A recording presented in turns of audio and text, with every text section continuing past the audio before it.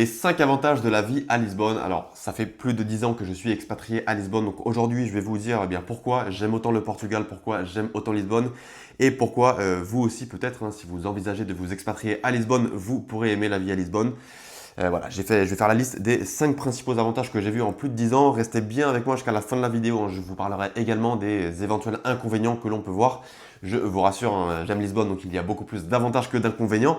Mais voilà, faut quand même être réaliste. Donc je vais vous parler aussi des petits problèmes que l'on peut rencontrer lorsqu'on s'installe à Lisbonne ou même lorsqu'on est expatrié depuis un certain temps comme moi. Donc voilà, on passe tout de suite à la liste des avantages de la vie à Lisbonne. Alors le premier avantage, clairement, c'est le climat. Personnellement, je viens de Paris. Je déteste le froid, ça dépend vraiment des gens. Il y a des gens qui aiment être en manteau, il y a des gens qui aiment l'ambiance de Noël, il y a des gens qui aiment la neige. Je respecte, il n'y a aucun problème là-dessus, mais moi, c'est pas mon cas. Moi, j'aime le soleil, j'aime être en tongs, j'aime être en short, j'aime être en débardeur.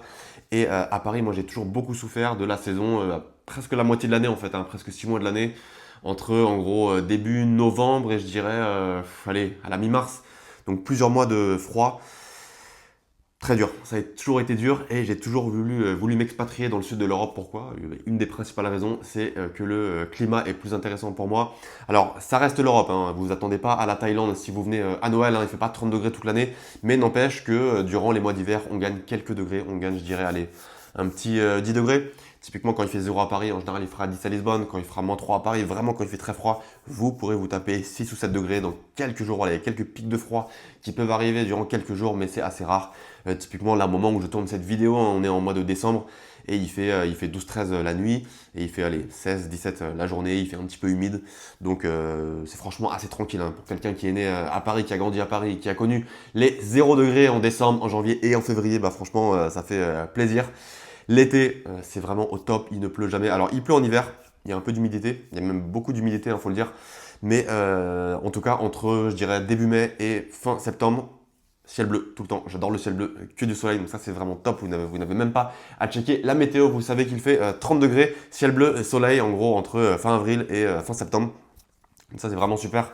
L'hiver c'est plus variable. L'hiver il peut arriver voilà, qu'il y ait la pluie, on peut se taper une semaine, 2 semaines de pluie. Mais globalement il n'y a pas trop de pluie. En fait quand il pleut, eh bien, il y a vraiment des grosses pluies. En fait c'est vraiment concentré sur quelques jours, quelques semaines. Donc c'est difficile de sortir de chez soi. Mais vous pouvez avoir tout à fait une semaine, 2 semaines, 3 semaines d'affilée avec un ciel bleu en hiver. Alors il fait plus froid, on peut se taper des 8 ou 9 degrés.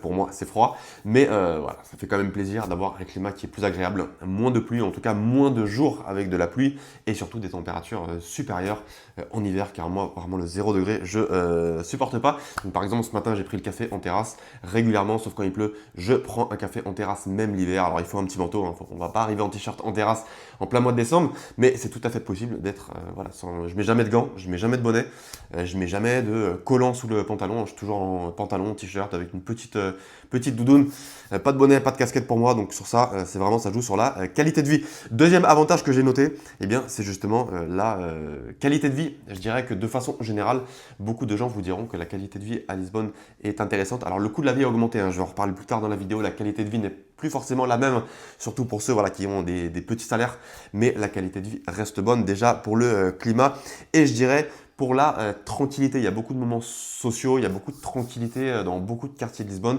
Moi qui viens de Paris, je vois vraiment une grosse différence, il y a beaucoup moins de stress. C'est vraiment une ville où vous pouvez vous balader, vous poser en terrasse, parler aux gens.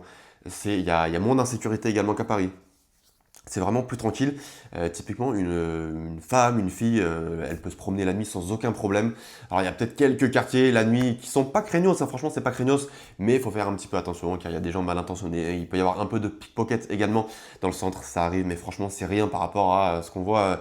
Ce qui arrive en France. Donc c'est vraiment une ville tranquille où il y a une bonne qualité de vie, un bon climat, de la tranquillité. Vous pouvez vivre sans ressentir beaucoup de stress. Personnellement, je ne suis pas stressé au quotidien alors que j'étais quand même très stressé à Paris. Il faut dire ce qu'il y a quand on prend le métro, le RER A. Le lundi matin, lorsque je travaillais près de la Défense, je m'en souviens et ça me manque pas. Ça, je vais pas mentir. Donc voilà, une bonne qualité de vie. Troisième avantage, eh bien, la ville et l'environnement. Si vous aimez des belles vues, si vous aimez la plage, si vous aimez la nature, si vous aimez vous balader, si vous aimez les beaux fleuves, ici vous allez être servi. Alors, on dit que Lisbonne est la ville aux 7 collines. Pourquoi? Parce que dans le centre, vous allez monter, vous allez descendre, vous allez travailler les fessiers, vous allez travailler les cuisses. Donc ça, c'est pas mal, c'est un petit peu fatigant. Mais surtout, lorsque vous vous retrouvez en haut, vous allez avoir de magnifiques points de vue. Typiquement, les points de vue les plus hauts, donc Senhora de Monte, le Mirador également de Graça. Il y en a plusieurs, hein, je vous mettrai les noms des points de vue les plus intéressants dans la description de la vidéo, et vous avez une vue absolument magnifique sur Lisbonne. Selon le point de vue, la vue d'ailleurs est différente, hein. Vous pouvez avoir une vue, par exemple, si vous êtes à Graça, dans le quartier historique, vous aurez une vue magnifique sur le quartier historique. Si vous êtes à Santa Catarina, donc à Damastor, vous aurez une vue magnifique sur le fleuve, donc le fleuve le Tage en français, en portugais ils disent le Tejo.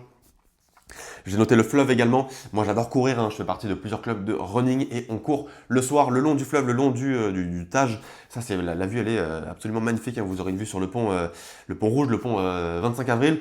Vous aurez également une vue sur le Christ. Vous aurez une vue sur Casillas, ce qu'on appelle le Margem Sul, de l'autre côté du fleuve. Donc ça, c'est vraiment génial pour courir, hein, que ce soit le matin, durant l'après-midi, en hiver c'est possible, ou même en fin de journée. Vous avez également l'océan pas loin, la mer, hein. Je ne vais pas parler de la mer, hein, avec Carcavelos, Caparica. Vous avez un paquet de belles plages, donc ça fait super plaisir. Si vous aimez surfer, à une époque, je prenais également des cours de surf pendant plusieurs mois. Ça, c'est vraiment super, hein. C'est très bien desservi. La plupart des plages sont bien desservies. Si vous traversez le fleuve, l'idéal, c'est quand même d'avoir une voiture. Mais il y a des plages du côté de Lisbonne. Alors, il faut prendre un train. Ça peut prendre une bonne demi-heure, mais c'est tout à fait accessible. Et vous pouvez surfer, ou vous pouvez tout simplement chiller, prendre un jus et contempler les belles plages, voilà, les pieds dans le sable. En hiver, c'est pas forcément le plus agréable, mais comme je l'ai dit, voilà, entre, je dirais, mi-mars et franchement, début novembre, vous pouvez aller à la plage sans problème. Et voilà, globalement pour la ville, l'environnement, ça fait plaisir. Vous pouvez vous asseoir, avoir une belle vue. C'est vraiment quelque chose qui fait une différence pour moi. J'adore la plage. Quand j'étais à Paris, ça me manquait vraiment de toujours être entre les buildings, c'est vraiment assez pesant.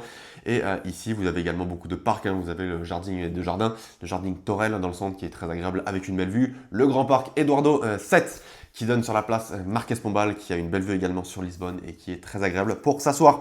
Le quatrième avantage que j'ai noté, c'est le côté international. Alors ça, j'adore. Il faut savoir qu'il y a beaucoup d'expatriés, il y a beaucoup d'immigration de façon générale. Donc vous avez évidemment des Portugais, mais vous avez des Brésiliens, vous avez des Français, vous avez des Anglais, vous avez des Angolais, vous avez des Américains, vous avez des Asiatiques, vous avez absolument tout. Et ça, c'est génial. Et d'ailleurs, si vous vous baladez dans les quartiers du centre de Lisbonne, vous entendrez beaucoup plus parler anglais que portugais. Alors, il y a encore beaucoup de portugais, hein, mais ça parle encore beaucoup portugais, mais ça parle beaucoup anglais. Donc ça, c'est génial pour rencontrer des gens. Si vous voulez pratiquer votre anglais, si vous voulez rencontrer des gens d'autres cultures. Personnellement, j'ai beaucoup d'amis brésiliens. J'ai vraiment accroché avec la culture brésilienne au point où je suis aller passer quelques mois au Brésil il y a quelques années. C'était vraiment super. Donc voilà, beaucoup de potes brésiliens que je me suis fait, des potes français également forcément, hein, qu'on a des cultures similaires, on finit toujours par se rapprocher. Et c'est très facile de rencontrer du monde, il y a un paquet d'événements. J'ai dit, je fais partie de groupes de running parce que j'adore courir. J'organise également des événements sur Meetup, des événements sociaux pour les gens notamment qui sont seuls, qui se sentent seuls et qui veulent rencontrer des gens. Je vous mets le lien de la page Instagram dans la description de la vidéo. Si vous êtes expatrié ou si vous êtes de passage sur Lisbonne, n'hésitez pas à venir aux événements. J'en organise toutes les semaines et c'est ouvert à tout le monde. Si vous êtes seul, s'il vous plaît, venez. Je vais faire en sorte que vous puissiez vous intégrer facilement dans le groupe et que vous puissiez faire des rencontres. Donc voilà, très clairement, c'est génial pour le côté événementiel à Lisbonne. C'est hyper facile, vous n'allez pas vous ennuyer et très facile de rencontrer des gens car il y a aussi beaucoup de, comment on appelle ça, le turnover, hein. C'est quand il y a beaucoup de gens qui partent, beaucoup de gens qui arrivent. Et il y a beaucoup de gens qui sont loin de leur famille, sont loin de leur ami d'enfance. Moi, ça a été mon cas, donc je sais ce que c'est.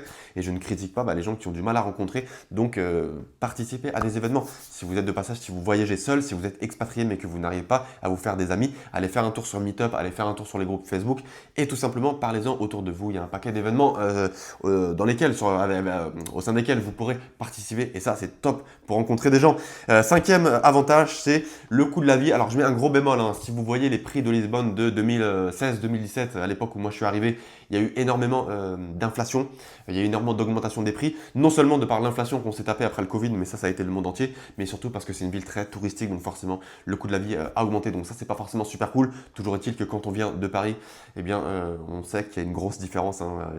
Quand vous prenez un Uber, c'est peut-être 2 à 3 fois moins cher. Si vous allez encore manger dans des restaurants locaux, des restaurants portugais, c'est 2 à 3 fois moins cher par rapport au coût de la nourriture à Paris. Voilà, personnellement, je bois pas d'alcool, mais si vous aimez la bière, Si vous allez dans les bons endroits, vous pouvez vraiment trouver des bons prix, beaucoup moins cher qu'à Paris et que je pense dans les grandes villes de France. Donc ça, c'est bien. Alors il y a quelques, je dirais, postes de dépenses qui sont encore chers, typiquement l'hébergement, mais globalement, il faut dire ce qui est, c'est moins cher qu'en France, c'est moins cher qu'à Paris. Quand on compare voilà, deux capitales, vous comparez Lisbonne avec Paris, vous comparez Lisbonne avec Londres, Lisbonne, c'est moins cher, donc vraiment plus intéressant si vous avez un plus petit budget. Cela peut être également plus intéressant si vous travaillez en freelance, par exemple, pour des entreprises françaises, si vous avez un business en ligne. Voilà, si vous êtes investisseur, peu importe, vous pouvez vraiment avoir une vie bien, une bonne qualité de vie, une vie agréable si vous vivez à Lisbonne. Donc en parlant, j'ai parlé du coup des hébergements. Ça m'amène justement aux inconvénients. Maintenant que j'ai fait la liste des 5 avantages de la vie à Lisbonne, eh bien, je dirais le premier, c'est le logement. Il faut savoir que Lisbonne, c'est une ville qui est quand même, pour une capitale, c'est pas très grand. Les quartiers du centre, les quartiers les plus prisés, ils sont pas très grands. Et il y a beaucoup d'expatriés, il y a beaucoup de gens qui sont venus s'installer ici. Et du coup, bah forcément, il n'y a pas forcément assez de logements par rapport aux gens qui recherchent des appartements, que ce soit des colocations ou pour vivre seul. Résultat des courses, ça fait monter les prix énormément. Donc aujourd'hui, ne vous étonnez pas si vous voyez des prix pour louer des appartements, que ce soit long terme, si vous habitez ici via le site Idealista, par exemple, ou si vous passez quelques jours via Airbnb, ce sont des prix similaires à des grandes capitales comme Paris ou Londres. Alors oui, je sais que ça fait assez mal, mais c'est la réalité, hein. Je préfère vous le dire, hein. Je ne suis pas là pour vous vendre du rêve, il faut quand même rester réaliste. Donc le coût de la vie, le logement, pardon, le coût du logement a beaucoup augmenté.